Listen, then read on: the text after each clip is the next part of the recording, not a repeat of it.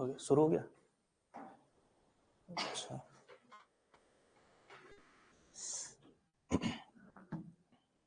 चलो भाई, तो ओटीपी 20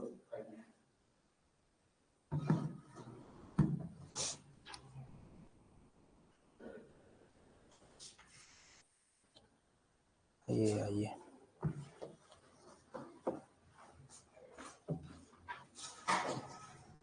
अच्छा भाई, आप में से जो भी अभी तक व्हाट्सएप ग्रुप से नहीं जुड़ा हुआ है, ठीक है, मतलब जो आना चाहता है, जो अब इच्छुक हो चुका है, जिसने मन बना लिया है या फीस सबमिट कर दी है, करने वाला है, करने पर विचार कर रहा है, या जो मतलब ज्वाइन करना चाहता है, वो व्हाट्सएप ग्रुप से भी जुड़ जाएगा। ठीक है, तो व्हाट्सएप से ग्रुप से जुड़ने के लिए आप इस नंबर पर मुझसे संपर्क करें।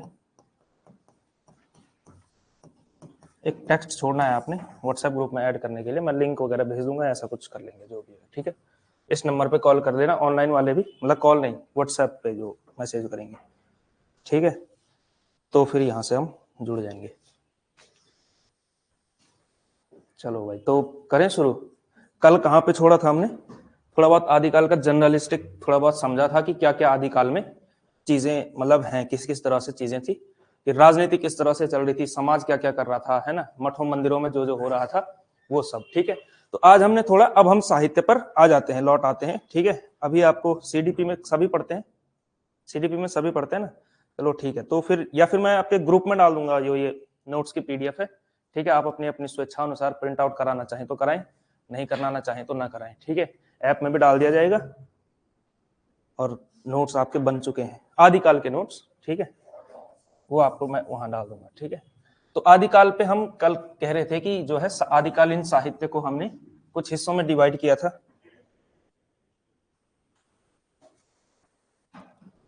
आदिकालीन साहित्य,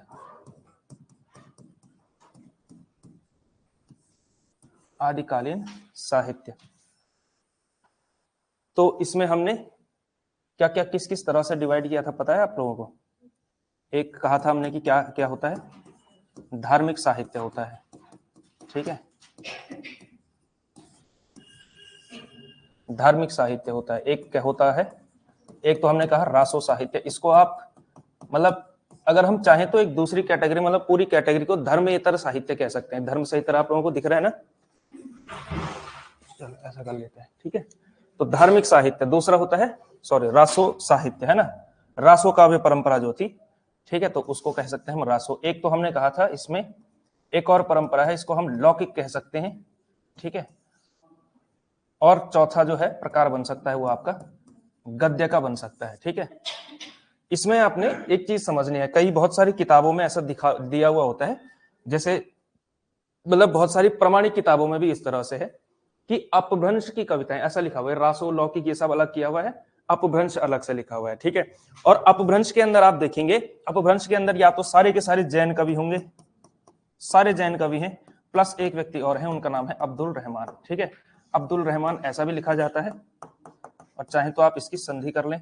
ठीक है, यहाँ पे और ऐसा भी लिखा जाता है अब्दुल रहमान। ठीक है, तो एक व्यक्ति ये हैं, तो मतलब पूरे जो अपभ्रंश वाली जो कविता आती है, अपभ्रंश में जिन्होंने लिखा है वो जैन कवि हैं, और कौन है, अब्दुल रहमान, एक व्यक्ति और है। ठीक है, एक आध कोई और रह जाए तो उतना इंपॉर्टेंट नहीं है। ठीक है, लेकिन सारे के सारे जो इंपॉर्टेंट लोग हैं, जैसे स्वयंभू, पुष्पदंत, हेमचंद्र वगैरह वगैरह, वो सारे क्या है आपके जैन कवि हैं। ठीक है, तो वो आपको जो है प्राप्त हो जाएगा। ये आप फिलहाल आप भी बनाओ अपनी अपनी राइटिंग में।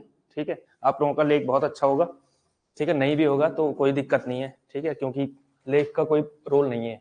अच्छा, आप लोग राइटिंग का कितना महत्व मानते हैं किसी भी सब्जेक्टिव पेपर को करने के लिए, जिसमें लिखना पड़ता है पूरा, लेख कितना इंपॉर्टेंट होता होगा है? मतलब अगर बहुत, मतलब कितना, कि अगर उत्तर एवरेज भी है और लेख बहुत अच्छा है तो कितने नंबर मिल सकते हैं 10 में से? देखो मैं एक चीज बताता हूं आपको, जब कोई बड़ी परीक्षा होती है ना, एमए वगैरह की कह रहा हूँ, छोटे बच्चों की नहीं कह रहा, 5वीं तक तो लेख वगैरह ही देखा जाता है, साफ साफ लिख रहा है, क्या लिख रहा है, कैसे का। लेकिन जब बड़ा मतलब थोड़ा हो जाता है बोर्ड की परीक्षाओं में, क्योंकि सरकारी स्कूल के मास्टर होते हैं तो उनका बायस रहता है कि लेख अच्छा होना चाहिए, और बस बाकी तो फिर सेकेंडरी चीज। तो ये सब है, फिर गाना भी लिखा हुआ है तो भी नंबर मिल जाता है, ऐसा होता है कि नहीं है? लेकिन जब आप कोई थोड़ा सा भी बड़ी, जब यूनिवर्सिटी की पढ़ाई या कहीं और भी सब्जेक्टिव पेपर लिखें, किसी भी कॉम्पिटेटिव एग्जाम में लिखें, तो इस बात का ध्यान रखना कि अगर आपका लेख अच्छा है, ठीक है, तो 2 नंबर जहां मिलने चाहिए थे वहां 3 नंबर मिल सकते हैं। लेकिन लेख खराब है तो बहुत ज्यादा फर्क नहीं पड़ता। एकदम ही समझ में नहीं आ रहा है तब बात और है, तब उसको शायद गुस्सा आ जाए तो मतलब काट दे। पर अगर लेख खराब है तो नंबर कटता नहीं है, हाँ मिलने पे नंबर मिल जाता है, बस ये बात होती है। एवरेज लेख है तो फिर कोई दिक्कत नहीं है, ठीक है। तो धार्मिक साहित्य में हम कह रहे थे कि 3 तरह के लोगों ने जो है साहित्य लिखा। एक तो हमने कहा था सिद्ध, ठीक है ना, सिद्ध परंपरा जो थी सिद्ध। तो आज हमने सिद्धों से ही बात शुरू करनी है, ठीक है ना। तो यहां पर इसीलिए लेकर क्या रखा हूं मैं आप लोगों से, सिद्ध परंपरा जो है, सिद्ध कह सकते हैं इसको, संप्रदाय कहेंगे, सिद्ध मत कह लेते हैं, ज्यादा सही रहेगा, ठीक है। तो इनको जो है सिद्ध मत कह लेते हैं। ये थे कौन, क्या क्या ये लोग मानते थे, क्या क्या इनकी मान्यताएं थी। तो सिद्ध मत, जैसा कि आप लोगों ने जानते होंगे, आप लोग कितने सिद्ध माने जाते हैं, 84, ठीक है ना, 84 जो है सिद्ध माने जाते हैं। और ये किस धर्म से संबंधित है, यानी किस संप्रदाय से संबंधित है, बौद्ध धर्म से संबंधित है, ठीक है। अच्छा, बौद्ध जो धर्म था ना, बौद्ध धर्म आप लोग, मैंने आपको बताया कि लगभग 5वीं 6ठी ईसा पूर्व में, 500 कुछ ईसा पूर्व में इस तरह से साल आता है, गौतम बुद्ध का जन्म हुआ था। फिर गौतम बुद्ध ने क्या किया, ज्ञान अर्जित किया, बहुत टाइम लगाया, शायद 6 साल लगाए, इसी तरह से एक बहुत लंबा चौड़ा टाइम लगाया, नहीं 12 साल तो उन्होंने लगाए, जो दूसरे वाले थे जैन महावीर स्वामी, 6 साल का शायद ऐसा कुछ, जो भी कालखंड लगाया, लेकिन बहुत टाइम लगा करके गौतम बुद्ध ने वो ज्ञान अर्जित किया, ठीक है।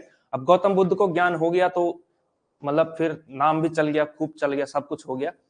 लेकिन बाद के चेलों को तो उतना ज्ञान था नहीं जो उन्होंने सुना था। अब जैसे जो किसी से व्यक्ति से सुनेगा उसको थोड़ा सा उसकी तुलना में कम ज्ञान प्राप्त होगा, तो ऐसे ऐसे परंपरा में क्या होता रहेगा, ज्ञान थोड़ा कम होता रहेगा। और बुद्ध ने किया क्या, बुद्ध के बारे में ये कहा जाता है कि उन्होंने बहुत गहरी स्तर की बातें कर दी। बौद्ध जो दर्शन है वो बहुत ज्यादा गहरा है, वो मतलब ऐसा है कि आम आदमी के बस का है ही नहीं समझना। कठिन प्रश्न है, जैसे मृत्यु क्या है, मृत्यु क्यों है, अब इसका जवाब दे दिया होगा बहुत ज्यादा कठिन, आम आदमी की समझ में वो आए नहीं। हो सकता है चेलों के भी समझ में ना आ जाए, है ना, तो चेलों के भी समझ में आया नहीं, तो उन्होंने फिर क्या कर दिया, जब चीजें समझ में नहीं आती तो फिर जो प्रतीकात्मक चीजें होती हैं, जो धार्मिक अनुष्ठान वगैरह जैसी चीजें होती हैं कि धर्म उसको पाना है, ईश्वर को पाना है, तो कुंडली जगाओ और 3 दिन 3 तक तपस्या करो, ऐसा करो वैसा करो, ये सारी चीजें सेकंड, ये सारी चीजें ऊपर आ जाती हैं, तत्व मीमांसा नीचे चली जाती है, जो ज्ञान की बातें वो नीचे चली जाती हैं, क्योंकि वो बहुत ज्यादा गहरी है, ठीक है। और गहराई किसी को पसंद आती नहीं है, आम आदमी को, ठीक है। इस वजह से क्या हुआ कि बौद्ध धर्म जो था वो 2 रास्तों में टूट गया। इसकी यात्रा समझे आप, बौद्ध जो धर्म था वो 2 रास्ते इसके बन गए। एक को कहा जाता है महायान, ठीक है ना, एक को कहा जाता है हीनयान, ठीक है। महायान का मतलब क्या है, ये महायान मतलब महान रास्ता नहीं है, ठीक है। महायान का मतलब क्या है, यान का मतलब क्या होता है, वायुयान जैसे, है ना, तो वायुयान मतलब ये महायान यानी बड़ी गाड़ी, हीनयान यानी, हीन का मतलब छोटा, तो छोटी गाड़ी। जो बौद्ध का, जो बुद्ध का जो असली वाला दर्शन था वो दरअसल हीनयान था, ठीक है। और ये क्या था, ये बिगड़ा हुआ रूप था, ये बाद के लोगों ने किया। आम आदमी को समझाने के लिए क्या किया जाता है, आसान तरीकों से समझाया गया, आसान मतलब चीजें करके समझाया गया, तो उसको कहा जाता है महायान और इसको कहा गया हीनयान, ठीक है। इन दोनों में एक और चीज जो है इंपॉर्टेंट, इन दोनों में एक बहुत बड़ा अंतर है, ठीक है। किसी भी चीज से जब आपको मोक्ष प्राप्त करना होता है, मतलब किसी भी चीज से आपको मोह छुड़ाना होता है, तो 2 तरीके हो सकते हैं। क्या तरीके हो सकते हैं, 2। फॉर एग्जाम्पल, आजकल सबसे खतरनाक एडिक्शन जो चलता है वो फोन का एडिक्शन है, ठीक है। सब फोन के रोगी हैं, इंक्लूडिंग मी, सब कोई है, ठीक है। और कोई ऐसा है जो कहता है कि मैं फोन नहीं चलाता हूं, मैं जो है अभी तक 19वीं सदी में जी रहा हूं और जो है मुझे फोन की आदत नहीं है। सबको है कि नहीं है, और बहुत ज्यादा है, कई बार ज्यादा भी हो जाता है, ठीक है। 6-6 8-8 घंटे का स्क्रीन टाइम बनता है। तो इसको जो है, अब इसको खत्म करना है हमें, फॉर एग्जाम्पल मोह से, इसका मोह जो है हमें खत्म करना है, तो हमारे पास 2 तरीके हो सकते हैं। या तो एकदम मतलब फोन को जो है कहीं दूर कहीं छुपा दो, कि अपने भाई को कहो इसको कहीं छुपा करके आ जाए, ऐसी जगह रखना कि कोई प्राप्त कर ही ना सके, ठीक है। उसको वो उसने जमीन में गाड़ दिया कहीं पे, ऐसा कर दिया, ठीक है। और वो जो है फिर आपने क्या किया, कीपैड वाला फोन रख लिया। कीपैड वाले फोन में कितना एडिक्शन हो जाएगा उसमें, तो फिर मतलब उसको तो देख के ही मतलब दुख होता है कि क्या है कि नहीं है। तो वो वाला एक तरीका वो हो सकता है कि एकदम आप कट जाएं, एकदम छोड़ देना है हर चीज को, है ना, वो चीज का विचार भी नहीं आने देना है, इस लेवल पे क्या है ना, कंट्रोल करना है। उसको कहा जाता है निवृत्ति मार्गी, निवृत्ति मार्गी यानी कि एकदम कटाव कर देना, छोड़ देना, चीजों को त्याग देना, ठीक है।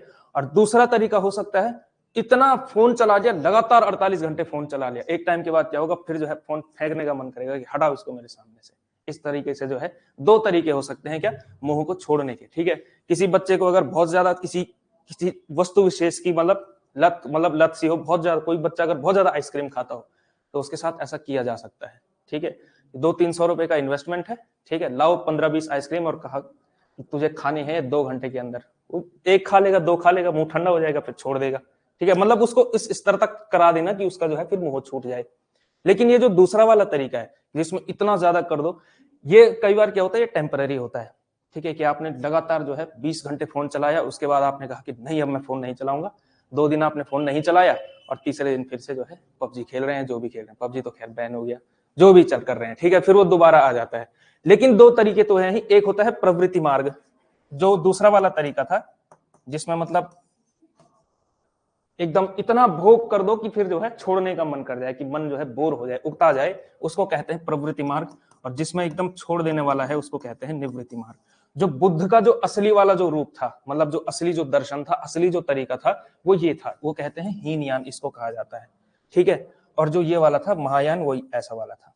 महायान क्या था, वो प्रवृत्ति मार्ग, इतना भोग करो कि त्याग जो है हो ही जाए, अपने आप जो है अपनी उससे जो है हट जाए। तो इसी में ये जो महायान था, महायान से ही एक शाखा निकली, इसको कहा गया वज्रयान, इसको कहा गया वज्रयान।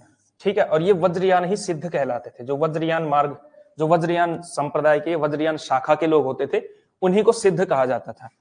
और ये क्या करते थे, इनके संदर्भ में, वज्रयान के संदर्भ में आपने एक शब्द याद रखना है जिसको कहा जाता है पंचमकार। जानते हैं पंचमकार? कोई महोदय जानता है पंचमकार क्या होता है?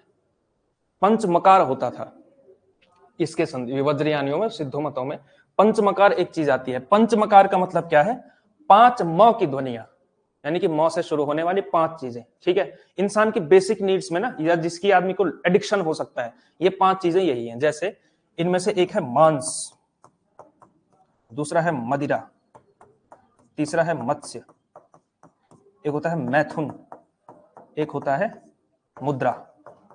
ठीक है, ये पंचमकार हैं, 5 म की ध्वनियां हैं। ठीक है ना, मांस समझ रहे होंगे आप लोग, है ना, मदिरा भी समझ ही रहे होंगे, मत्स्य यानी कि मछली का जो सेवन होता है वो मछली, मैथुन यानी सेक्स। ठीक है ना, और मुद्रा मतलब, मुद्रा का मतलब मैंने गूगल या इन जगहों पर कहीं कहीं देखा तो वहां पे भुना हुआ अनाज शब्द यूज हो रहा था। ठीक है, और मुद्रा एक तरह से पैसे को भी कहा जाता है। ठीक है, तो ये 2-3 तरीके की चीजें हो सकती हैं। तो मुद्रा का मतलब हम ले सकते हैं एक तरह से, यानी कि जो खाने पीने से संबंधित मामला है ना, जो अन्य इस ये मांस मदिरा वगैरह को छोड़ करके जो एक तरह से आता है टेस्टी खाना, उस सारी की चीजें, तो वो सारी चीजें आप इसको ले सकते हैं। वैसे भुना हुआ अनाज इसका एक मतलब होता है। संदीप जी कुछ कहना चाह रहे हैं?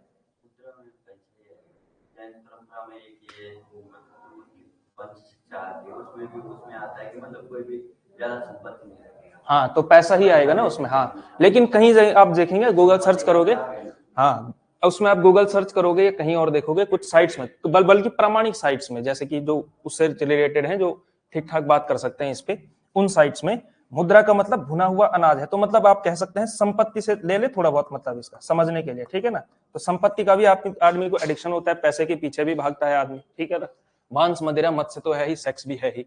तो ये सारी चीजें ये लोग क्या करते थे, इतना भोग करते थे कि इनको जो है ये इस तरह से करते थे कि मांस इतना, मदिरा इतना, सेक्स इतना, मत्स्य इतना, और पैसा भी इतना इकट्ठा करना है, इतना हो जाए कि क्या करें, बाद में मोह छूट ही जाए। छूटता उठता है नहीं।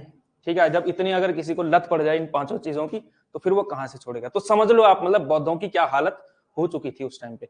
इसी से यहां से परेशान होकर के नाथ साहित्य तभी निकला, नाथ जो पंथ निकला गोरखनाथ वाला, वो यहीं से निकला, क्योंकि इतना ज्यादा जो हो चुका है, इतना विकृत, इतना बिगड़ा हुआ हो चुका है कि यहां से फिर।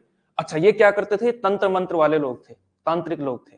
ठीक है, इंटरेस्टिंग बात है ये कि इनसे पहले भारतीय परम जो हिंदू ब्राह्मण धर्म, हम जिसको ब्राह्मण धर्म कह रहे हैं, जिसमें उपनिषद वेद वगैरह को माना जाता है, जो कि आजकल चलता है। एक सामान्य हिंदू, आजकल आप में से जो सामान्य हिंदू, आपका दर्शन क्या है अगर मैं ये कहूंगा तो आप किस मत के जो है फॉलो करते हैं? आप किस मत को आप फॉलो करते हैं? किसको कह रहे हैं? शैव मत को आप फॉलो करते हैं। अच्छा, इसका मतलब जो शैव मतवादी होगा वो विष्णु को स्वीकार नहीं करेगा। शैव मतवादी वो होता है अच्छा, आप लोगों को क्या बताया गया है आपके? नहीं, शैव मत का देखो, हाँ, शैव मत का मतलब ये नहीं होता है कि वो शिव जी की पूजा करता है, वो शैव मत नहीं होता है कि 16 सोमवार का व्रत रख लिया, वो शैव मत नहीं है। शैव मत क्या है? अपने आप में गहरा दर्शन है, जो एक आम हिंदू है ना, एवरेज हिंदू है, ठीक है, यहाँ मतलब उत्तर भारत में क्या, लगभग लगभग पूरे मतलब भारत में, मतलब पूरे भारत की गारंटी नहीं दी जा सकती, लेकिन जनरली एक बड़ा हिस्सा है उसको, जो वो मत आजकल फॉलो करता है उसको कहा जाता है वेदांत। ठीक है, वो क्या है? वेदांत दर्शन को जो है फॉलो करता है। आप लोग क्या मानते हैं? भगवान विष्णु को साक्षात नारायण मानते हैं? वहीं से जो है निकलते, मतलब आप नहीं मानते होगा, कोई नास्तिक होगा आप में से, या मेरी तरह होगा कोई एग्नोस्टिक की जिसको कोई फर्क ही नहीं पड़ता है ईश्वर है या नहीं है, वो बात और है। लेकिन जनरली ना, घरों में या जहां भी जो भी मानता है, एक वो जनरली माना जाता है कि अवतार हैं 10 और जो है वही साक्षात अवतार है, कृष्ण खुद आएंगे, यदा यदा ही धर्मस्य वाली बात, गीता को सबसे महत्व का मानना, श्रीमद् भागवत की कथा करना, ये सारी चीजें, इनका जो महत्व होता है उसको कहा जाता है वैष्णव वेदांती कहा जाता है उनको, ठीक है ना। तो वैष्णव वेदांत का असर है वर्तमान हिंदू जो परंपरा चली हुई है, ठीक है। तो यहाँ पे आप देखेंगे कि इनका जो है, ये जो तांत्रिक लोग थे, ठीक है, तो ये तंत्र मंत्र करके जो है लोगों को इंप्रेस करते थे, ठीक है। अगर आपके मतलब गांवों में, अब तो ये सोचो ना, ये तो 8वीं 9वीं सदी की बात हो रही है, किस स्तर पे जो है लोगों का आईक्यू, किस स्तर पे लोगों की समझ रही होगी, ना कोई वैज्ञानिक इनोवेशन है, ना उस समय पर रैशनैलिटी आई है, यानी कि तर्क पद्धति उस तरह से विकसित नहीं है, जल्दी लोग अंधविश्वास में मान लेते हैं, जल्दी चमत्कार किसी ने दिखा दिया तो अब तो लोग साइंटिफिक उसकी तरफ देखते हैं कि कुछ ना कुछ साइंटिफिक इसने ट्रिक करी हुई है कि नहीं? जादूगर के पीछे भी कुछ ना कुछ साइंस होता है, तो वो साइंस करता है, तो आपको भी जानते हैं। लेकिन उस समय के लोग नहीं जानते थे, और ये छोटी मोटी ट्रिक करके क्या कर लेते थे, आम आदमी पे इनका प्रभाव ठीक ठाक जम जाता था कि बाप रे, तो तांत्रिक है, गायब कर देगा, और इनको जो है मानो। तो ये इस तरह से जो है अपना प्रभाव जमाते थे, और वहां से फिर इनको जो है ये सारी चीजें प्राप्त होती थी। तो ये थे भाई सिद्ध, ठीक है, सिद्धों का मामला ये था। तो सिद्ध मत वज्रयान शाखा से निकले हुए हैं, ठीक है। तो आपके शायद नोट्स में ये बात होगी या नहीं होगी, तो आप लिख सकते हैं इसमें, सिद्ध मतों में 4 चीजें ध्यान रखनी है। एक क्या? बौद्धों की जो है महायान की वज्रयानी शाखा वाले थे, ठीक है। और 84 सिद्ध जो है माने जाते हैं, 84 सिद्ध हैं। और इसके अलावा कुछ प्रमुख सिद्ध आप लोगों को पता होंगे, कौन कौन है? 2-3 सिद्ध कवियों का नाम बताओ। कवि तो कहा जाए इनको या ना कहा जाए? हाँ, सरहपा और शबरपा और कर्णपा, लुहीपा और डोम्भिपा एक जो है, ठीक है। देखा, सरहपा ये सबसे मेन आदमी है, सेकंड बेस्ट आदमी, मतलब सेकंड नंबर पे आदमी रखेंगे आप शबरपा, तीसरा रखेंगे आप कर्णपा, ठीक है, एक रखेंगे आप लुईपा, एक रखेंगे आप डोम्भिपा, ठीक है। इन सब के पीछे ये पापा लग रहा है, ये दरअसल क्या है, एक सम्मान सूचक शब्द है। जैसे आजकल जी लगता है ना, तो जी किसी का नाम उसके पीछे लगता नहीं है, लेकिन जी जो है अलग से लगता है, तो यही है सरह कहा जाए। शुक्ल जी ने सरहपा नहीं लिखा, शुक्ल जी ने सरह लिखा, ठीक है। तो मतलब वो इस तरह से चलते हैं। तो ये लोग हैं। अच्छा, सिद्ध साहित्य पर अगर हम बात करें, सिद्ध साहित्य क्या क्या है, सिद्धों ने किस किस तरह का साहित्य लिखा? अच्छा, ये होगा, सब होगा आपके नोट्स में, ठीक है। तो फटाफट ही नोट कर सकते हैं आप, जनरली मतलब ऐसे गंदी राइटिंग में भी कर सकते हैं, कोई दिक्कत नहीं है। तो दूसरी बात हम कह रहे थे, सिद्धों का साहित्य किस तरह का है। सिद्धों का जो साहित्य है वो 2 तरह का साहित्य उन्होंने लिखा हुआ है। सिद्ध साहित्य किस प्रकार 2 तरह का है। एक तो लिखा इन्होंने है, नहीं रास रासो इनका थोड़ी है। एक तो इन्होंने लिखा है दोहा, या तो इन्होंने दोहा लिखा, ठीक है। इसके लिए एक और शब्द चलता है, दुहा भी कहते हैं उसको, दुहा से ही दोहा निर्मित माना जाए। दोहा समझते हैं ना आप लोग, दोहे पढ़े हैं जीवन में, ठीक है। किसके दोहे पढ़े हैं? कबीर के पढ़े हैं, रहीम के पढ़े हैं, ठीक है ना, सभी के पढ़े हैं। दोहा हो गया दोहा। दूसरा प्रकार का इन्होंने लिखा चर्यापद, ठीक है। ये 2 तरह की रचनाएं सिद्ध लोग करते थे, ठीक है।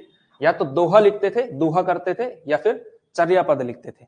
दोहा, ये इनमें आपको क्या मिलता है, ये दोहा जो लिखते थे इसमें आपको मिलेगा, अब देखो क्योंकि बौद्धों का है ना, ठीक है। अच्छा, इसमें एक और चीज आपने ध्यान रखनी है कि ये जो सिद्धों का जो मत दिखेगा आपको, सिद्ध हो गए, नाथ हो गए, या फिर जैन भी हो गए, ये सारे लोग मिल करके क्या करते थे, वर्ण व्यवस्था का खंडन करना है, ठीक है। ब्राह्मणवाद का खत्म, वो जो है उसका विरोध करना है, आडंबरों का विरोध करना है, ये सब। हालांकि खुद कितने आडंबरवादी हैं वो अलग, मतलब दूसरों के आडंबर का विरोध करना है, अपना क्यों करना है कि नहीं, समझ रहे होंगे आप लोग।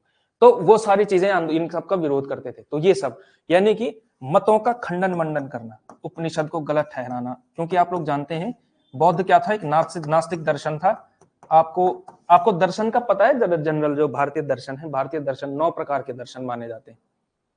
मतों का खंडन मंडन यानी कि जो दूसरा मत है उसको जो है क्या करना, उसको जो है काउंटर करना, उसके विरोध में तर्क देना, उसमें जो है ये सब किया जाता था दोहा में।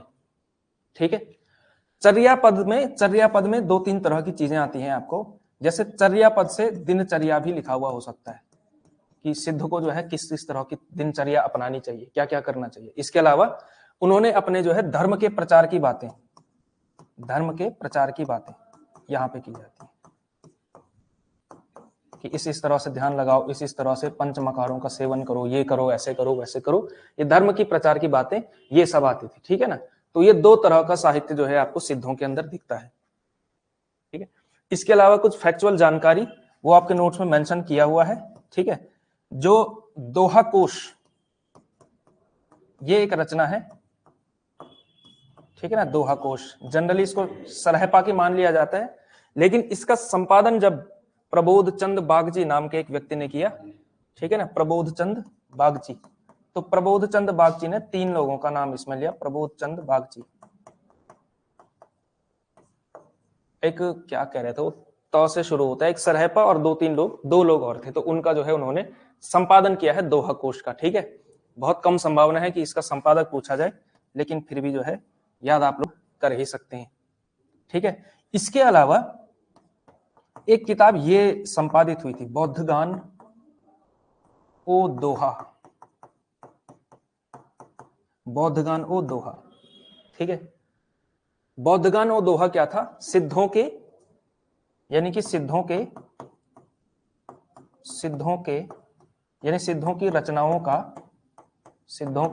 का बांग्ला लिपि में, ठीक है ना, बांग्ला लिपि में जो है संपादन किया। ठीक है, बौद्धगान ओ दोहा नाम से। और इसका संपादन किसने किया, ये किया है हरप्रसाद शास्त्री ने। ठीक है, तो ये बांग्ला में किया हुआ है हरप्रसाद शास्त्री ने। ठीक है, जो ये लोग थे सिद्धों ने जो अपना प्रभाव जमाया, जब यहाँ काम करते थे, ये किस साइड काम करते थे, बिहार के उस तरफ, जो यानी कि पूर्व का इलाका, ईस्टर्न इलाका आप लोग ले सकते हैं, बंगाल की तरफ, उड़ीसा, बंगाल है ना, बिहार। क्योंकि आप लोग जानते हैं बिहार जो शब्द बना है वो दरअसल विहार से बना हुआ है। और विहार किसके सेंस में यूज होता है, बौद्धों के पवित्र स्थलों के लिए विहार शब्द यूज होता है। ठीक है ना, अब बिहार में ही उनको वो हुआ था, ज्ञान प्राप्त हुआ था, है ना। तो जो बौद्धों का था वो जनरली उनका उधर ही रहा, मतलब प्रभाव जो था वो उधर ही रहा। नाथों का आप देखेंगे कि इधर रहेगा, पश्चिम की तरफ, राजस्थान इधर की तरफ, है ना, दिल्ली से इधर उत्तर प्रदेश, वेस्टर्न उत्तर प्रदेश, वहां आपको उनका प्रभाव नजर आएगा नाथों का। तो सिद्ध समझ में आ गया। ठीक है, कुछ ऐसा है नहीं समझने लायक इसमें कि बहुत कठिन काम हो। इसके अलावा आते हैं अगले आपके नाथ।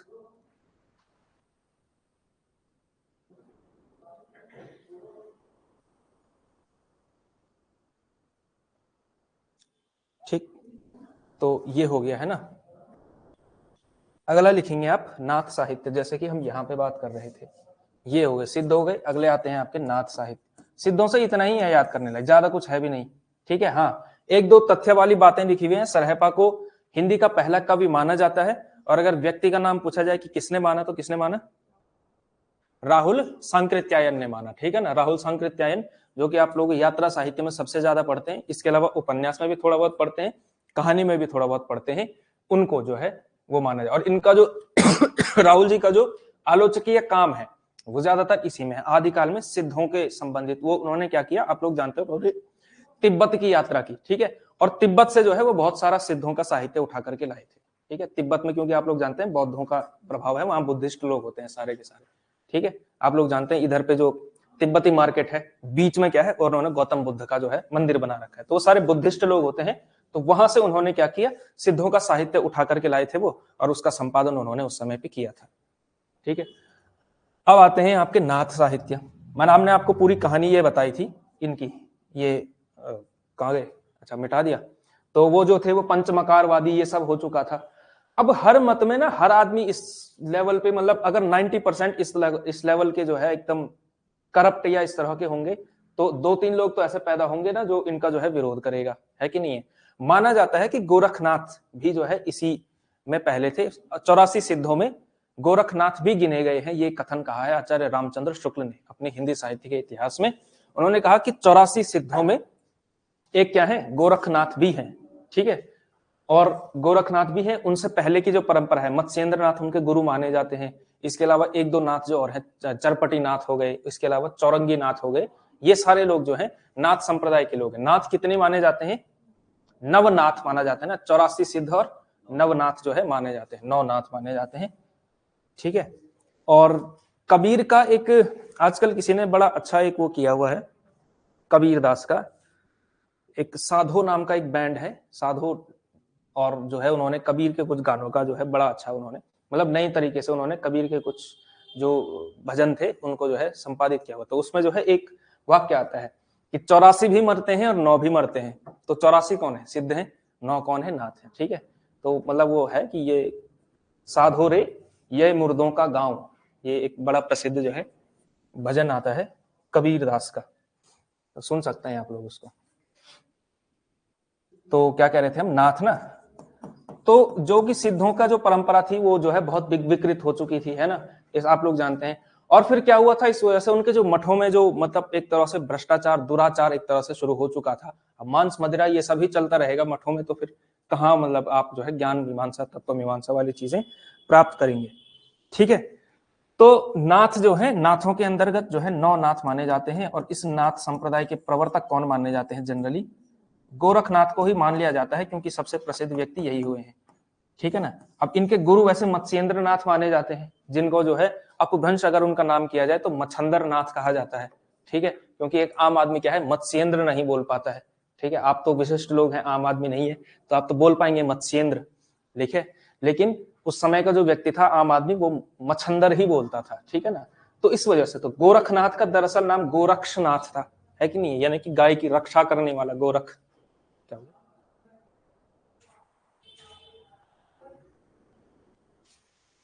तो गोरखनाथ, ठीक है ना। तो इनके सबसे प्रसिद्ध व्यक्ति कौन हुए हैं, गोरखनाथ में। गोरखनाथ, इनके यहां से केवल एक ही कुछ याद करने वाली चीजें हैं, 9 नाथ हैं, और इन्होंने क्या किया, सिद्धों से अपना मार्ग अलग किया, ठीक है। तो नाथ किया क्या, सिद्धों से अपना मार्ग अलग किया। अच्छा, इंटरेस्टिंग बात देखो आप, वो नाथ पंथ, अब देखो कैसे चीजें बदलती हैं। नाथ समझते होंगे, आजकल एक नाथ बड़े प्रसिद्ध चल रहे हैं, सुना होगा आप लोगों ने, योगी आदित्यनाथ, है ना। तो वो यही है नाथ पंथ वाले, गोरखपुर वाले। गोरखपुर क्या है, गोरखनाथ के नाम पर पड़ा हुआ शहर, तो वो जो मठ है वही है, ठीक है, नाथ पंथियों का मठ है। अब देखो उसका स्वरूप कितना ज्यादा बदल चुका है। वो पंथ जो बौद्धों से निकला हुआ था, बौद्धों की एक शाखा से नाथ पंथ निकला, ठीक है। बौद्ध कौन, ब्राह्मण धर्म का एक तरह से विरोध करने वाले, कर्मकांड, धर्म, आडंबर और वर्ण व्यवस्था, इन सारी चीजों का विरोध करने वाले बौद्ध। नाथ भी ऐसे ही थे, नाथ भी सेम टू सेम थे। कबीर के अंदर जो ये सारी चीजें आई ना, कि मतलब आडंबर का विरोध करना, जाति पाति का विरोध करना, भेदभाव का विरोध करना, ये सब नाथ संप्रदाय की ही देन है, ठीक है। नाथ पंथ का उन पर प्रभाव था शुरू में, वहीं से आ रखा है। अब वही पंथ आप आजकल देखो तो नवरात्रि में जो है मुख्यमंत्री साहब जो है वो भी करते हैं, पूजा पाठ भी करते हैं, मूर्ति पूजा भी करते हैं, है ना। और क्या कहा जाता है उनके बारे में कि नवरात्रि में 9 दिन का व्रत होता है, ठीक है। इसके अलावा नाथपंथियों का चोगा जो भी रहा होगा मैं नहीं जानता हूं, लेकिन आजकल भगवा वस्त्रधारी वो हो चुके हैं, ठीक है। हिंदू हृदय सम्राट भी है ही, तो स्वरूप देखो कितना बदल जाता है कि नहीं है। तो जो परंपरा वहां से शुरू हुई थी सिद्ध, अच्छा बौद्ध किसके लिए क्यों, मतलब बौद्ध धर्म क्यों आया, जो हिंदू धर्म था, मतलब जिसमें जो बुराइयां थी उसी को काउंटर करने के लिए आया, ठीक है। उसके विरोध में जो चीज विकसित हुई थी, वहां से जो चीज निकली हुई है, आज घुल मिल करके वहीं शामिल हो चुका है। तो जो मठ है वो आजकल क्या है, वो मतलब परम मठ है, मतलब कहा जा सकता है हिंदू धर्म का जो है वो हिंदू धर्म ध्वज रक्षक बने हुए हैं। तो आप समझ सकते हैं ना स्वरूप किस तरह से बदलता है, ठीक है। अब मैं नहीं कह रहा हूं कि वो मतलब ऐसा उन्होंने ड्रामा कर दिया, ऐसा कर दिया, स्वरूप अपने आप बदल जाता है, ठीक है। धीरे धीरे प्रभाव जमा होगा। और इन लोग स्वामी विवेकानंद और इन लोगों का भी प्रभाव था कि बहुत सारे जो इस तरह के लोग थे, जो जैन लोग आप लोग देखते होंगे आजकल, जो अपने सरनेम पे पीछे जैन लगाते हैं, वो जैन मत के ही लोग होते हैं, लेकिन फिर भी क्या है, वो अपने आप को काउंट करते हैं हिंदू में, और एकदम धूम धड़ाके से के साथ जो है नवरात्रि का व्रत, होली, दिवाली सब कुछ जो है सेलिब्रेट करते हैं। ठीक है, त्योहार सेलिब्रेट करना और मतलब धर्म और आस्था के साथ सेलिब्रेट करते हैं, ऐसा जो है पाया जाता है। ठीक है, तो सिद्धों से मार्ग अलग किया उन्होंने। और फिर गोरखनाथ के बारे में 2-3 चीजें हैं। इनकी रचनाओं का संपादन किया गोरखबानी नाम से। ठीक है, और गोरखबानी नाम से ये जो संपादन किया है, ये किया हिंदी साहित्य से पीएचडी करने वाले पहले व्यक्ति ने। ठीक है, उनका नाम था पीताम्बर दत्त बर्थवाल, डॉक्टर पीताम्बर दत्त बर्थवाल। इन्होंने किया काशी हिंदू विश्वविद्यालय से। और इनके जो गाइड थे, ये पहले जो है शोध विद्यार्थी थे, डॉक्टर इनसे पहले किसी का नहीं लगा। ठीक है, डॉक्टर पीताम्बर दत्त बर्थवाल। ठीक है, और इनके जो शोध निर्देशक थे, नाम सुना होगा आप लोगों ने, श्याम सुंदर दास। ठीक है, श्याम सुंदर दास। तो श्याम सुंदर दास जी के निर्देशन में इन्होंने किया था। और इनका जो काम है वो भी सिद्धों और नाथों पर काम है। तो गोरखबानी का संपादन किया था डॉक्टर पीताम्बर दत्त बर्थवाल ने। और उन्होंने कहा कि इनकी जो है 14 रचनाएं प्रामाणिक हैं। ठीक है, इसके अलावा 1-2 नाथों का नाम और गिन सकते हैं आप लोग, जैसे एक है चरपटनाथ। ठीक है, अपने भाई बहन किसी का नाम देना हो तो ये नाम दिया जा सकता है, चरपटनाथ। एक है चौरंगी नाथ। ठीक है, 1-2 नाथ और देख सकते हैं आप लोग जो भी। ठीक है, तो ये लोग हैं आपके नाथ संप्रदाय से भी इतना ही है, इससे ज्यादा कुछ याद करने लायक नहीं है। ठीक है, जो जनरली याद करने वाली बातें वो वहां। अच्छा हाँ, इनके बारे में, गोरखनाथ के बारे में आपके नोट्स में एक कथन भी दिया हुआ होगा आचार्य हजारी प्रसाद द्विवेदी का। द्विवेदी जी ने एक बहुत महत्वपूर्ण बात कही। उन्होंने कहा कि शंकराचार्य के बाद अगर कोई पूरे भारतवर्ष में इतना महिमान्वित हुआ है, महिमान्वित मतलब जिसकी इतनी महिमा मानी गई, जिसका इतना प्रभाव जमा, तो गोरखनाथ का ही जमा। और बात सच भी लगती है कि शंकराचार्य का प्रभाव है, 4 मठ स्थापित कर दिया, ऐसा कर दिया, वैसा कर दिया, है कि नहीं। और गोरखनाथ उसके बाद नंबर 2 पे आते हैं कि गोरखनाथ का नाम जो है बच्चा हर कोई जानता है, बचपन में ही जो है लोग नाम सुन लेते हैं गोरखनाथ का। ठीक है, शंकराचार्य का भी सुन लेते हैं। तो ये 2 लोग ऐसे हैं शंकराचार्य का नंबर 2 पे। ठीक है, ऐसा नहीं कि शंकराचार्य से आगे, लेकिन अगर उनके बाद अगर किसी का नाम सुना गया सबसे ज्यादा परंपरा में, तो गोरखनाथ का नाम सुना गया। ठीक है, तो नाथ संप्रदाय भी हो गया। इसके बाद आते हैं आपके कौन, नाथ हो गए। इसके बाद आते हैं जैन। ठीक है, जैन मत वाले लोग। जैन कौन थे? जैन थोड़ा सा लंबा है, इसको मिटा ही दिया जाए, क्या ही फायदा है इसका। जैन वाले जो लोग थे, जैन। अब इसके बाद आते हैं आपके जैन मत। जैनों के बारे में कहना ही क्या, 24 जो है इनके वो माने जाते हैं, और वही लोग हैं। ठीक है, उन्होंने फिर जो है उसी मत को चलाया, ये सब। तो जैन मत के कुछ कवियों का नाम जानते हैं आप लोग? स्वयंभू। और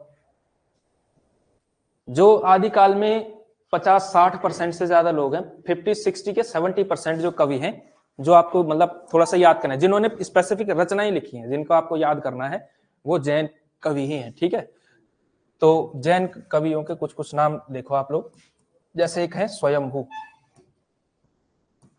ठीक है, एक है आपके स्वयंभू के बाद एक लिखा जाता है, कई जगहों पर पुष्पदंत मिलता है, कई जगहों पर पुष्यदंत मिलता है।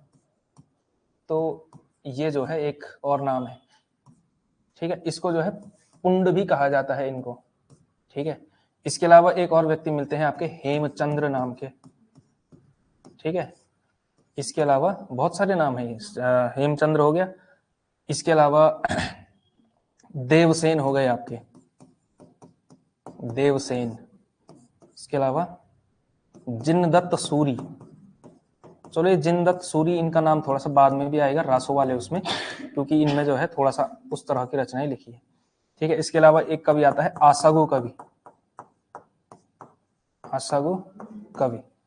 ठीक है, तो ये सारे लोग जो है मेनली इसमें आते हैं। 1-2 नाम और होंगे, वो आपके उसमें दिया हुआ है कि इनकी कौन कौन सी रचनाएं हैं, ये नोट्स में आपको जो है प्राप्त हो जाएगा।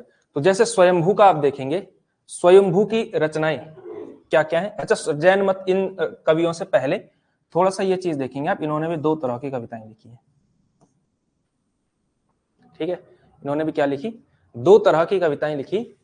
एक तो इन्होंने लिखा है, इसको कहा जाता है मुक्तक कविता, आप कह सकते हैं मुक्तक काव्य।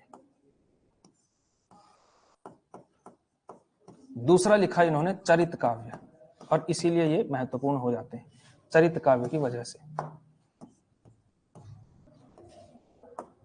चरित काव्य की वजह से। मुक्तक काव्य और चरित काव्य, ये दो तरह की कविताएं इन्होंने लिखी। मुक्तक काव्य में वही सिद्धों और नाथों के ही समान, क्या मतलब खंडन मंडन, आप सीधा सीधा लिख सकते हैं। खंडन मंडन का मतलब समझ रहे हैं ना आप लोग, और मतलब वर्ण व्यवस्था का विरोध, ये वो सो सब कुछ, ठीक है। वेद का विरोध आप लोग जानते हैं। जैसे आपको जो, चलो बीना जी आपको तो पढ़ाया गया था जहां तक मुझे याद आ रहा है, अब आपको लग रहा है कि क्या पूछा जाने वाला है। यहाँ पे दर्शन पढ़ाया गया था आपको, भारतीय दर्शन, मतलब पढ़ाया नहीं गया था, कम से कम नाम लिखाए गए थे कुछ, याद है आपको? दो प्रकार के दर्शन होते हैं भारतीय, कौन कौन से? दो प्रकार, मतलब चलो जो आपको याद आ रहा है उसके बारे में बताओ। जिस दिन वो भक्तिकालीन दर्शन सारा चला था उसी दिन हुआ था। कुछ नहीं आ रहा है याद, कुछ भी नहीं आ रहा है, हल्का हल्का आएगा भी, मैं कहूंगा आपको। चलो मैं हिंट देता रहूंगा, जहां पे याद आ जाए बता देना। दर्शन, जो भारतीय दर्शन होता है वो दो प्रकार के माने जाते हैं। एक होते हैं आस्तिक और नास्तिक। आस्तिक कितने प्रकार के होते हैं? आस्तिक होते हैं 6 प्रकार के, नास्तिक 3 प्रकार के, टोटल हो गए 9 दर्शन। नास्तिक दर्शनों का नाम बताओ। बौद्ध, जैन और चारवाक, ठीक है ना, चारवाक। ये बहुत खतरनाक दर्शन है, चारवाक दर्शन। अच्छा, ये चारवाक दर्शन से संबंधित कोई रचना अगर पढ़नी हो तो यशपाल का एक बड़ा कालजयी उपन्यास है, बड़ा अच्छा, बहुत महान उपन्यास है। उस उपन्यास का नाम है दिव्या, ठीक है, पता है ना, यशपाल का उपन्यास है दिव्या, एक उपन्यास है, उसमें जो है एक चारवाक व्यक्ति आता है, ठीक है, और बड़ा मतलब रोचक उपन्यास है, बहुत अच्छा उपन्यास है। हालांकि उसको पढ़ने के लिए आपकी हिंदी का स्तर बहुत अच्छा होना चाहिए, शब्दावली जो है समझने के अंदर आपको जो है अच्छा वो होना चाहिए, क्योंकि एक पेज पढ़ने में 15-15 मिनट भी लग सकते हैं, और एक पेज कितना होगा, छोटा सा 2-3 पैराग्राफ वाला। तो जैन, बौद्ध, जैन और चारवाक। अच्छा, नास्तिक दर्शन का मतलब क्या है कि हो सकता है ये ईश्वर को मान भी सकते हैं, ठीक है, और हो सकता है ये क्या करें, बौद्ध, जो मतलब भारतीय दर्शन परंपरा में नास्तिक जो शब्द यूज होता है वो उनके लिए यूज होता है जो वेद को खारिज करते हैं, जो वेद को प्रामाणिक नहीं मानते, ठीक है, जो वेद में लिखी हुई बातों को क्या करते हैं, स्वीकार नहीं करते हैं, ठीक है, वो होते हैं आपके नास्तिक दर्शन। और आस्तिक दर्शन जो वेद को मानते हैं या वेद से संबंधित जो है लोग हैं, ठीक है। तो 6 दर्शन जो है इसमें माने जाते हैं, जैसे इनमें से एक है मीमांसा दर्शन, एक है योग दर्शन, एक है सांख्य दर्शन, वैशेषिक है, कौन सा, पतंजलि, हाँ न्याय हो गया, न्याय हो गया, और एक और हो गया, हमेशा एक भूल जाते हैं, नहीं मीमांसा हो गया, उत्तर मीमांसा वो अलग चीज है। 6 हैं है? वेदांत है शायद यार अगला, वेदांत ही है, लेकिन वेदांत तो ये सारे ही होंगे फिर। चलो देखते हैं, जो भी होगा, एक तो 6 हैं टोटल में। नहीं, योग हो गया, सांख्य योग, न्याय, वैशेषिक, एक और है यार, चलो जो भी है, अच्छा, और वो अलग बात है। तो मैं आपको चीज समझा रहा था, कुछ समझा रहा था आपको, जैन मत से संबंधित। ये क्या है, वेद को जो है खारिज करते हैं, मतलब है ना, नास्तिक दर्शन है। तो बौद्ध भी क्या है, वेद को खारिज करेंगे। बुद्ध ने ईश्वर को भी नहीं माना, जैनों ने भी शायद ईश्वर को नहीं माना हुआ है, ठीक है, और ये लेकिन ये आत्मा को मानते हैं जैन लोग, ठीक है। और चारवाक दर्शन तो कुछ भी नहीं मानते हैं। चारवाक दर्शन है एकदम, जिसको सही सेंस में नास्तिक कहा जा सकता है, वो है चारवाक दर्शन, ठीक है।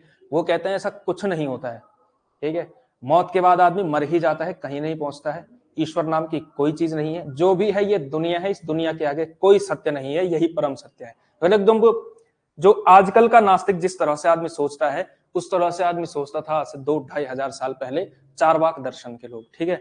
और चारवाकों का, इसको बारहस्पत्य दर्शन भी कहा जाता है। बृहस्पति नाम के एक ऋषि थे, उन्होंने इस दर्शन को इजाद किया था, ठीक है। और इनका जो साहित्य मिलता है, बहुत इंटरेस्टिंग चीज है, इनके साहित्य को जला दिया गया, क्योंकि मतलब एकदम खतरनाक स्तर पे बात करते थे, कुछ भी नहीं मानते थे। चलो इनका थोड़ा बहुत बच गया कि कुछ तो मान रहे हैं, चलो, है ना, लेकिन इनका कुछ भी नहीं छोड़ा। बौद्ध जैनों ने भी नहीं छोड़ा होगा चारवाकों को, ठीक है, दौड़ा दौड़ा के मारा होगा। इनका साहित्य पूरा का पूरा जला दिया गया। और इनका साहित्य का जो वर्तमान स्वरूप है, जो मिलता है, पता कैसे चला कि चारवाक नाम का एक दर्शन था या केवल अफवाह थी?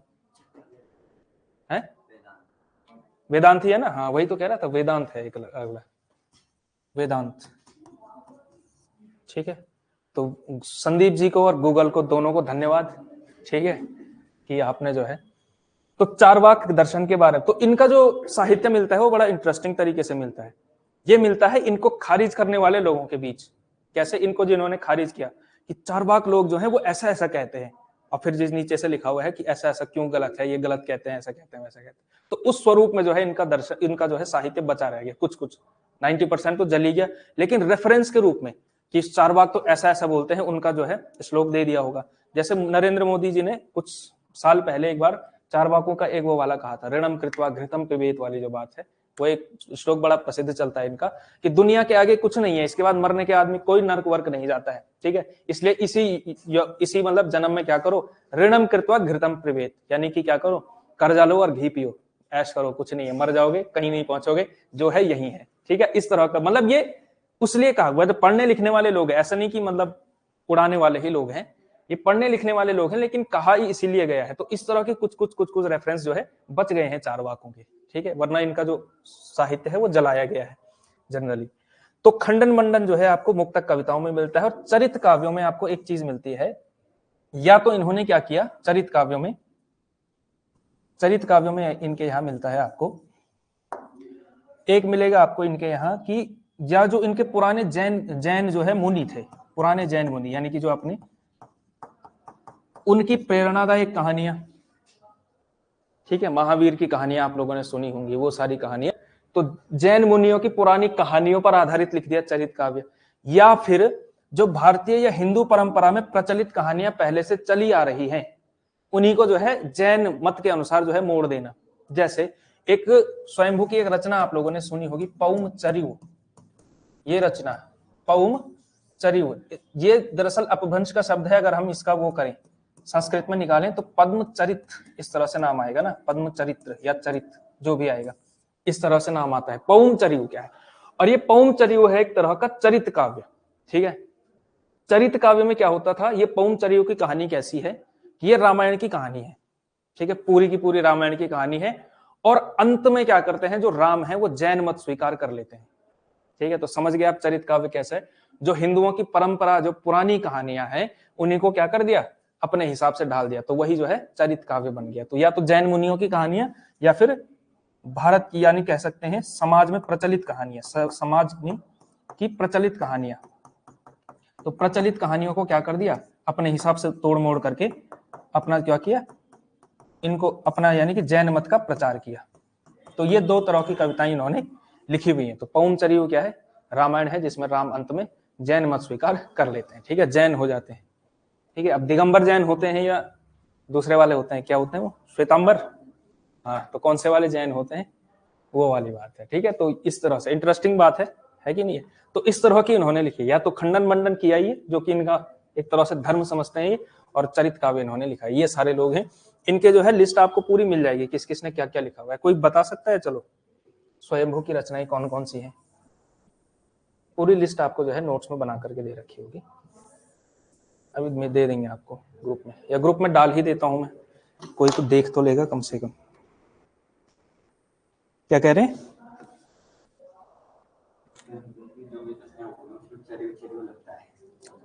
हाँ, चरिऊ का मतलब क्या है, चरित्र से बना हुआ है। अच्छा, इसमें जो है अपभ्रंश में आप एक चीज देखेंगे, क्योंकि अपभ्रंश के कवि हैं, तो इनके यहाँ आपको एक चीज नजर आएगी, जैसे जैसा सिद्धों के यहाँ एक कथन मिलता है, सरहपा का ही है, पंडित ये हो गया, पंडित सअल सअल सअल, ऐसा चीजें मिलती हैं आपको।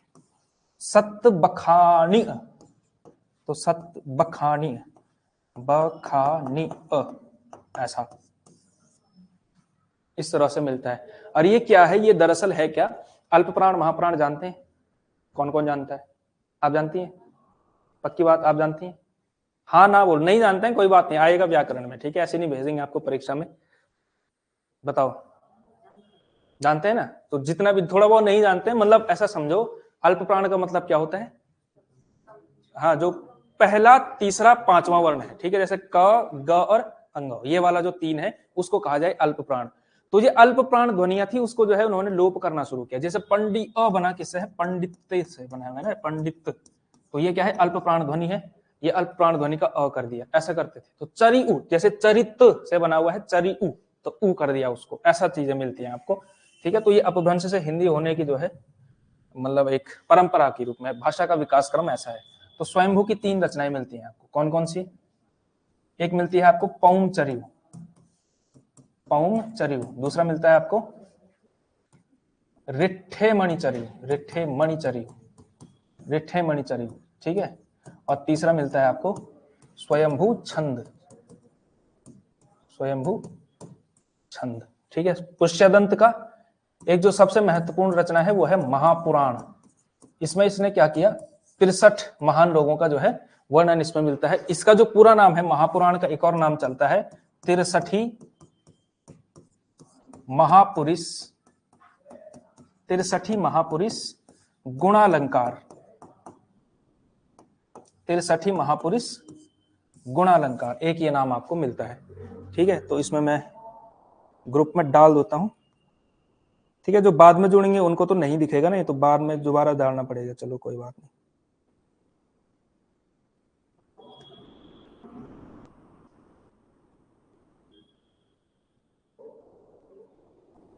लो भाई, तो देख सकते हैं आप लोग, जिसके पास अभी वर्तमान समय में फोन है वो जो है उसमें देख सकते हैं, ठीक है। तो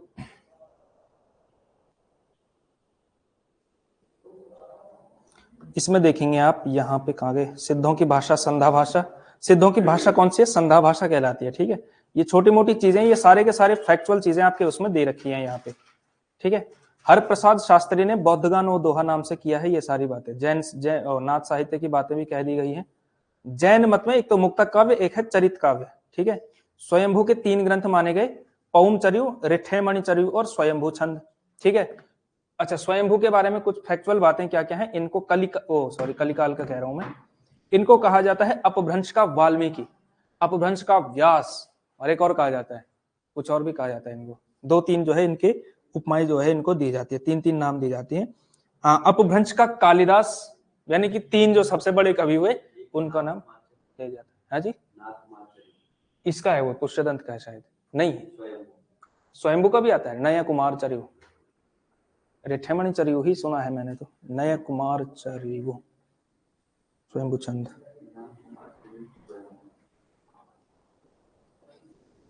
अच्छा, वो इन्हीं का है। चलो ठीक है, फिर वो अपडेट कर देना आप, नए कुमार चर्यु अगर है। नहीं यार, वो पुष्यदंत का है जहां तक मुझे याद आ रहा है। कौन सी किताब से देखते हैं आप? बड़े यूनिक तरीके की चीजें डालते हैं वहां पे। कल आपने किसका डाल रखा था, कौन थे वो महोदय? आपने एक पेज डाला हुआ था, मैं नाम भूल गया। ये तिवारी जी की किताब को जो है आप मेरे पास दे करके आना, मैं जरा इस पे गोले जरूर मारूंगा कुछ कुछ। ये कल इन्होंने कुछ डाल रखा था ग्रुप में। हाँ, तो ऐसी इंटर की किताबें मत पढ़ो आप, थोड़ा कम जो है सोर्सेज कम करो। सबसे पहले संदीप जी मैं आपको ये कह रहा हूँ, ठीक है, आपको स्पेशली कह रहा हूँ, सोर्सेज कम करो। जिसके पास 6-6 हैं, 5-5 किताबें हैं, कम से कम 5 किताबों में से 4 किताबें साइड कर दो, पहले ही बता रहा हूँ, ठीक है। ज्यादा डिफ्लेक्शन वो नहीं आना चाहिए। 4 घंटे पढ़ोगे, सिलेबस बहुत ज्यादा नहीं लगेगा, ठीक है। 6 किताबें रखोगे, 6 साल में भी जो है परीक्षा उत्तीर्ण करना जो है मुश्किल हो जाएगा उसके लिए, क्योंकि टेक्निकल मामला हो चुका है। मैं समझ चुका हूं कि किसकी जो है सिलेक्शन किसका होने वाला है, ठीक है। साहित्य में लगभग सबका स्कोर जो है मोर और लेस सेम ही आएगा, ठीक है। कोई 45 पे होगा, कोई 40 पे होगा, ठीक है। 5-6 नंबर से ज्यादा का फर्क नहीं होने वाला है। गेम करेगा आप लोगों का, एक तो सीडीपी, जो सीडीपी अच्छे से पढ़ेगा उसका होगा। दूसरा जो संस्कृत के ठीक करेगा और जिसकी व्याकरण अच्छी होगी वही जाएगा, ठीक है, उसका सिलेक्शन हो जाएगा। किसी का अगर सिलेक्शन रुक सकता है तो इन 3 चीजों पे रुकेगा, साहित्य पे बहुत ज्यादा नहीं रुकेगा। याद आप लोग कर रहे हैं मुझे पता है, जो याद नहीं कर रहा है फिर तो उसके क्या ही कहने। तो ठीक है, हेमचंद्र का क्या है? शब्दानुशासन, शब्दानुशासन, शब्दानुशासन एक और रचना है। पुष्यदंत का तो एक तो ये है, और इसके अलावा रणय कुमार चरु भी नहीं का मिलता है भाई पुष्यदंत का, जहां तक मैंने। और तीसरी रचना मिलती है इसकी पुष्यदंत की, जसहर चर्यु, जसहर चर्यु, जसहर चर्यु, ठीक है। तो हेमचंद्र की शब्दानुशासन। अच्छा, हेमचंद्र को एक चीज कहा जाता है, हेमचंद्र को क्या कहा जाता है? प्राकृत का, प्राकृत का पाणिनि कहा जाता है। पाणिनि कौन है? संस्कृत व्याकरण के जो सबसे बड़े आचार्य हुए उनके नाम, उनके ग्रंथ का नाम क्या है? अष्टाध्यायी। ठीक है, वो संस्कृत के व्याकरण का सबसे मतलब महान ग्रंथ, सबसे प्रामाणिक ग्रंथ है। ठीक है, तो उसी तरह से जो ये शब्दानुशासन रचना है, इस ये जो है प्राकृत का व्याकरण है। ठीक है, हालांकि ये पाली, ये प्राकृत और अपभ्रंश दोनों का ही मानते हैं इसको। ठीक है, लेकिन ये प्राकृत का जो है व्याकरण शब्दानुशासन को माना जाता है, इसलिए इनको कहा जाता है प्राकृत का पाणिनि। ठीक है ना। इसके अलावा देवसेन, देवसेन की एक रचना आती है जिसका नाम है श्रावकाचार। देवसेन की रचना है श्रावकाचार। ठीक है, श्रावकाचार, इसको कई बार लोग कहते हैं, श्रावकाचार को कई लोग मानते हैं कि हिंदी का जो है पहला ग्रंथ है।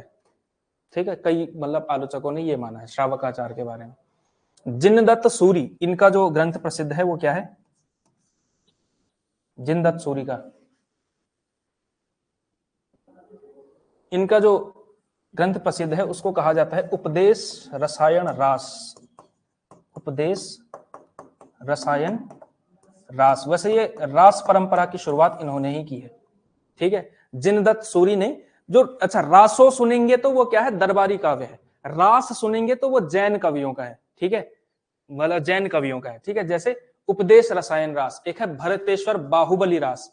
ठीक है, इसके अलावा एक है रेवतांगिरी रास। ठीक है, इस तरह से कुछ रास और मिलेंगे, वो जैन कवियों से संबंधित आप मानेंगे। तो उपदेश रसायन रास उस परंपरा के, रास परंपरा का, रासो नहीं, रास परंपरा का पहला ग्रंथ माना जाता है। ठीक है, जिनदत्त सूरी। आसगु कवि का क्या माना जाता है? आसगु कवि की रचना है नेमिनाथ रास, नहीं, आसगु का देख ही लेते हैं। आसगु का है चंदन बाला रास। ठीक है, इसके अलावा कुछ और कवि दिए हुए हैं आपके यहाँ। विजय सेन सूरी का रेवतांगिरी रास।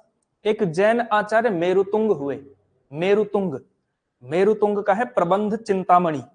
ठीक है, और एक सोमप्रभ सूरी हुए, उनका नाम, उनका है कुमारपाल प्रतिबोध। ठीक है, तो ये सारे आपके नोट्स में जो है आपको मिल जाएंगे, वो सारे आपने याद करने हैं। याद करने वाला काम आपको करना है, मुझे तो नहीं करना है। ठीक है, तो ये आते हैं आपके सिद्ध हो गए, नाथ हो गए, जैन हो गए, तीनों के तीनों आ जाते हैं। सबसे ज्यादा संख्या इन्हीं की है। एक व्यक्ति आपके अपभ्रंश में रह जाते हैं, अब्दुल रहमान। अब्दुल रहमान, अब्दुल रहमान की क्या है? संदेश रासक, है ना। तो ये पहले जो है हिंदी में माने जाते हैं कि ये पहले मुस्लिम थे। ठीक है, पहले मुस्लिम यानी कि मुसलमान कवि जिन्होंने जो है हिंदी में रचना की, संदेश रासक नाम से। और इनके ये क्या है? दरअसल दोहे हैं, है ना। दोहे ही लिखे होंगे इन्होंने संभवतः, ये लिखा हुआ है। अच्छा, कुछ फैक्ट आपके यहाँ पे लिखे हुए हैं जो आपको समझने हैं, वो समझ में कभी कभी नहीं आता है। आदिकाल के शुरुआत में ही यहाँ पे एक फैक्ट दिया हुआ है। रामचंद्र शुक्ल का जैसे एक कथन लिखा हुआ होगा आपके यहाँ पे। रामचंद्र शुक्ल का कथन आप देखिए कि इन्होंने कहा, कहाँ गया हो? हाँ, उस समय जैसे गाथा कहने से प्राकृत का बोध, अजय प्रकृति हो गया यार, कहने से प्राकृत का बोध होता था, वैसे ही दोहा या दूहा कहने से अपभ्रंश का पद्य समझा जाता था। इस तरह से एक मिलता है। ठीक है, उन्होंने कहा कि जिस तरह से गाथा कहने से प्राकृत का बोध होता था और मतलब दोहा कहने से अपभ्रंश का बोध होता था। इसका मतलब क्या है कि जो प्राकृत का जो अपना छंद है, जो मतलब कह सकते हैं सबसे फेमस छंद है, सबसे प्रचलित छंद था उस समय पे, गाथा था। उसको गाहा भी कह लेते हैं यहाँ के लोग, ये लोग। ठीक है, क्योंकि अपभ्रंश का शब्द है ना। तो गाथा क्या है? प्राकृत का छंद है। ठीक है, और दोहा या दूहा क्या है? अपभ्रंश का छंद है। ठीक है, तो यही जो है डिस्टिंक्ट उस समय पे चल रहा था। दोनों भाषाएं चल रही थी ना। प्राकृत से क्या बन रहा था? अपभ्रंश बन रहा था। तो प्राकृत भी नहीं छूटेगा और अपभ्रंश भी धीरे धीरे आता रहेगा। तो किसी ने अगर गाथा छंद में रचना कर दी तो क्या है? उसका मतलब क्या है? उसने प्राकृत में लिखा है, यानी कि उसकी भाषा क्या है? प्राकृत है। किसी ने दोहा या दूहा लिखा तो इसका मतलब क्या है? उसने अपभ्रंश में रचना की। ठीक है, यही इसका मतलब है। हजारी प्रसाद द्विवेदी जी का भी ऐसा ही कुछ कथन आता है, इसी से मिलता जुलता, कि गाथा क्या है? प्राकृत का अपना छंद है, और जो वो दोहा है वो किसका छंद है? अपभ्रंश का छंद है। ठीक है, तो ये कथन कई बार पूछा जा सकता है। इसी तरह से शुक्ल जी की एक स्थापना और जो है आपके नोट्स में लिखी हुई होगी, इसको बदल ही देते हैं। शुक्ल जी ने कहा इसको अनिर्दिष्ट लोक प्रवृत्ति का युग। खैर इस पर भी बात करनी पड़ेगी, कल करनी पड़ेगी। अनिर्दिष्ट लोक प्रवृत्ति का युग। अनिर्दिष्ट लोक प्रवृत्ति का युग, इसका मतलब क्या है? कोई बता सकता है अपने शब्दों में? अनिर्दिष्ट लोक प्रवृत्ति का युग। कोई भी नहीं, कोई तो मतलब आ जाए कुछ। अनिर्दिष्ट लोक प्रवृत्ति का युग। देखो अनिर्दिष्ट लोक प्रवृत्ति के युग का मतलब क्या है, इसका मतलब क्या है कि यहाँ पे कुछ भी जो लोक की प्रवृत्ति है, यानी कि समझ में नहीं आता है कि ये जो है मतलब किस दिशा में है, लोक की प्रवृत्ति दरअसल क्या थी। जैसे भक्ति काल में तो है, भक्ति काल अनिर्दिष्ट लोक प्रवृत्ति नहीं है, भक्ति काल में सीधा सीधा समझ में आता है लोक की प्रवृत्ति क्या है, भक्ति है, ठीक है। रीति काल में भी समझ में आता है कि जनरली एक चीज मिलती है आपको, रीति काल, रीति में जो है आपको समझ में आता है कि रीति संबंधित जो है कविताएं वहां पर हो रही थी। यहाँ आदिकाल में समझ में नहीं आता है, एक तरफ जैन मत साहित्य, एक तरफ ये चल रहा है, दूसरी तरफ रासो काव्य चल रहा है। रासों के अंदर ही जैन कवियों ने जो है अपना घुसा दिया उपदेशात्मक जो है रास, जो आपने देखा चंदन बाला रास, ये सारे भरतेश्वर बाहुबली रास, ये सारे रास जो है रासों में घुस करके हो गया, ठीक है। तो कुछ भी निश्चित नहीं है, अनिर्दिष्ट लोक प्रवृत्ति है, यानी कि कुछ डायरेक्शन लेस कहा जा सकता है। लोक प्रवृत्ति क्या है, डायरेक्शन लेस है, क्योंकि शुक्ल जी मैंने आपको बताया ना विधेयवादी पद्धति के अनुसार साहित्य का मूल्यांकन करते हैं, तो वो लोक प्रवृत्ति उनके यहाँ खूब महत्व की होती है। दरअसल जनता का चित्तवृत्ति उस समय पे क्या थी, जनता का उस टाइम पे मूड मिजाज कैसा था, तो शुक्ल जी कहते हैं कि उस समय पे जनता का मूड मिजाज समझ में नहीं आता है, यही इस कथन का मतलब है, ठीक है। द्विवेदी जी की भी एक स्थापना आती है कि ये क्या है, अत्यधिक विरोधी एवं व्याघातों का युग है, ठीक है। इसका मतलब भी कुछ कुछ ऐसा है कि विरोधी मतलब एक तरफ ये हो रहा है, दूसरी तरफ वो हो रहा है, तो ये सारी चीजें उस समय पे चल रही थी, ठीक है। तो आदिकाल के बारे में क्योंकि समझ में नहीं आता है, तो ये सब है। जैन मत भी हो गया, कल हम थोड़ा रासो पढ़ेंगे और फिर ये हो जाएगा, ठीक है। तो रासो आज क्योंकि टाइम हो गया, ठीक है। तो रासो काव्य, इसके अलावा लौकिक और थुर्क गद्य की 2-3 रचनाएं मिलेंगी, फिर आपका ये कंप्लीट हो जाएगा, ठीक है। तो रासो इतना है भाई, इतना पढ़ करके आ जाना, ठीक है, सारा याद कर लेना और रचनाओं में कंफ्यूजन मत करना। ये जो कहा हमने, कौन सी रचना कह रहे थे वो, नए कुमार चरयू पुष्पदंत की ही है यार, पुष्पदंत की ही है जहां तक मुझे याद आ रहा है, ठीक है। तो आज की क्लास समाप्त।